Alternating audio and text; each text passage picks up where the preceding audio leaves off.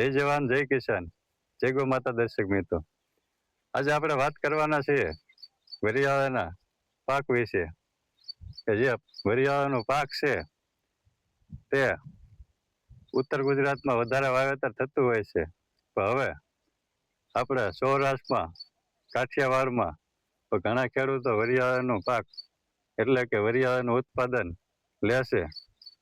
તો આજે આપણે જાણવાના છીએ એક એવા યુવાન ખેડૂત છે જેમને આ વર્ષે વરિયાળાના પાકનું વાવેતર કર્યું છે. તો ચાલો જાણીએ એમની જ પાસે આ વરિયાળાના પાક વિશેની માહિતી. તો મુન્નાભાઈ, પ્રથમ તો આપણું નામ આપજો. મારું નામ મુન્નાભાઈ રામજીભાઈ ધરજીયા. બરાબર. તમારા ગામનું નામ કહેજો. ગામ ભીમગઢ, તાલુકો ચોટીલા, જિલ્લો સુરેન્દ્રનગર. હવે મુન્નાભાઈ, આપણે વરિયાળે છે એ તમે કઈ વેરાયટી એટલે કે વાવેતર કઈ વરિયાળાનું કર્યું? મંગલમ. મંગલમ, બરાબર. હવે આ વરિયાળાનું વાવેતર છે એ તમે ક્યારે કરેલું? 4 મહિના પહેલા. 4 મહિના પહેલા, બરાબર છે.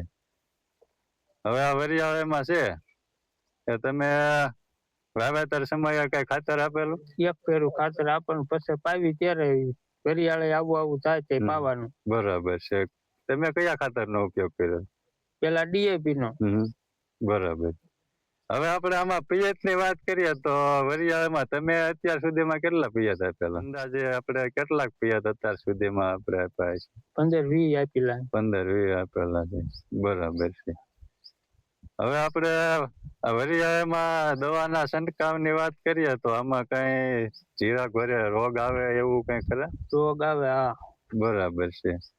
તો આપણે દવાના છંટકાવની વાત કરીએ તો આપણે તમે આમાં કઈ દવા છાંટેલી કે કઈ દવાનો ઉપયોગ કરેલો? ફૂલ આવે તો ગોળ એક છાંટવાની વધારે જરૂરિયાત છે. ટૂંક માછું આવે ને તો ફળ વધારે બેસે. બરાબર છે. હા, એટલે માછું આવે એના માટે આપણે ગોળનો છંટકાવ કરવાનો હોય. બરાબર છે. હવે આ વરિયાળામાં એવું કઈ ખરું કે માનો કે જીરામાં છે, જીરું અમુક સમયે વાતાવરણ પ્રમાણે જીરું બળી જતું હોય, તો આમાં એવું કઈ ખરું કે વરિયાળામાં એવું આવ ન જાય? જીરામાં જેમ છે એમ ન જાય. બરોબર છે. હવે આ વરિયાળી છે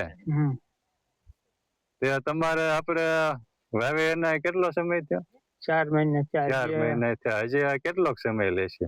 મહિના ઉપર હોય જાય. બરાબર. એટલે કે અંદાજે માનો કે 5-6 મહિનાનો પાક કહેવાય વરિયાળે. 5-6 મહિને પાક. બરાબર.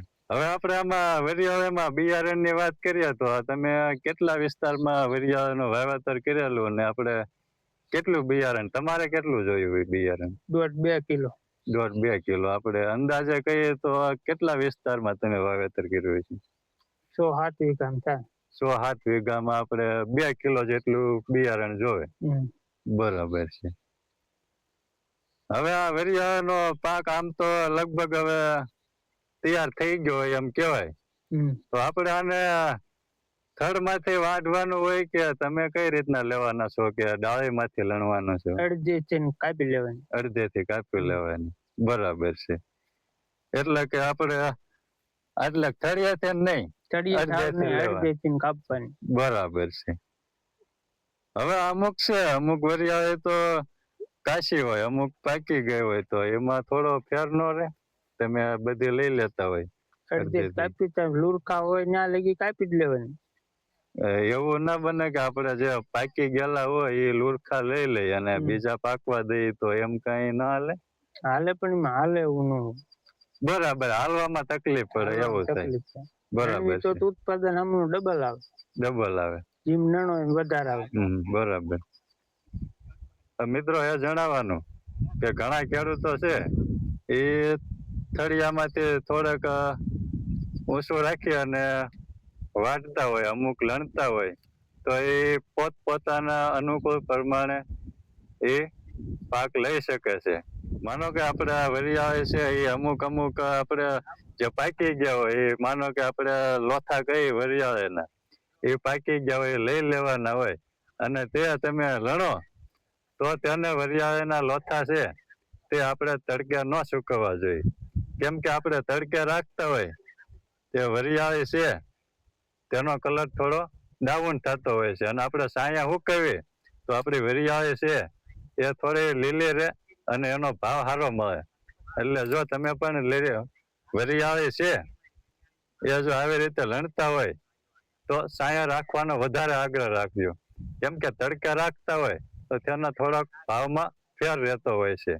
એટલે બને ત્યાં સુધી આપણે સાયા રખાય. તમારું શું કેવું મુન્નાભાઈ? સાંય જ રાખવાની. બરાબર છે. પાછી ઊંધી થી વાઢી નાખે ને તો એને હાવ ઊંધી મૂકી દેવાની. ઊંધી રાખવાની. બરાબર. એટલે કલરમાં ફેર પડે. બરાબર. લીલી રે એટલે ભાવ આપણે સારા રે. બરાબર. હવે અત્યારે આ વર્ષે જો ભાવમાં વાત કરીએ તો વરિયાળીના કેવાક ભાવ, અંદાજે કેવાક ભાવ હશે? 1300 થી 1400 લગી જાય. 1300-1400 સુધી જાય છે. એટલે જો જીરાના સરખામણીમાં વાત કરીએ તો ભાવ થોડા ઓછા છે, પણ આમ જીરા કરતા જીરામાં આપણે બીક રહેતી હોય છે કે ઝાકળ છે એવું આવતું હોય તો એ બળવાનો પ્રશ્ન રહે. આમાં એવું હાવ જાય એવું નહીં એમ. આમાં હાવ જાય નહીં. હાવ જાય નહીં, એ છે થોડુંક. તો મિત્રો, આ તો એક યુવાન ખેડૂત કે જેવો જાગૃત ખેડૂત છે, પ્રગતિશીલ ખેડૂત છે.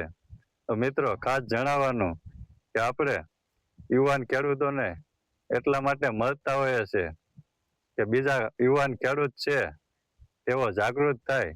હાલ અત્યારે યુવાનોમાં નોકરીનો કે યુવાનોમાં અભાવ છે, તો બીજા યુવાનો જાગૃત થાય એ હેતુથી આપણે યુવાન ખેડૂતોને મળતા હોઈએ છે અને તે ખેડૂતની વાત અન્ય યુવાન ખેડૂત સાથે પહોંચાડતા હોઈએ છે.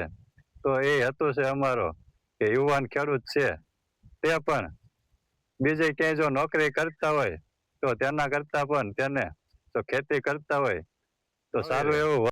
તો એ હેતુથી આપણે યુવાન ખેડૂતોને મળતા હોઈએ છે અને તેમની વાત છે તે બીજા ખેડૂતો સુધી પહોંચાડતા હોઈએ છે. તો આ છે અમારો હેતુ, યુવાન ખેડૂતોને મળવાનો. તો મિત્રો, આજના વિડીયોમાં બસ આટલું જ. આપણે મળીશું અન્ય અનુભવી ખેડૂતો સાથે, યુવાન ખેડૂતો સાથે, અને એમની વાત આપના સુધી પહોંચાડશું. તો આજના વિડીયોમાં બસ આટલું જ. મળીએ નવા વિડીયોમાં નવી વાત સાથે. જય ગૌ માતા.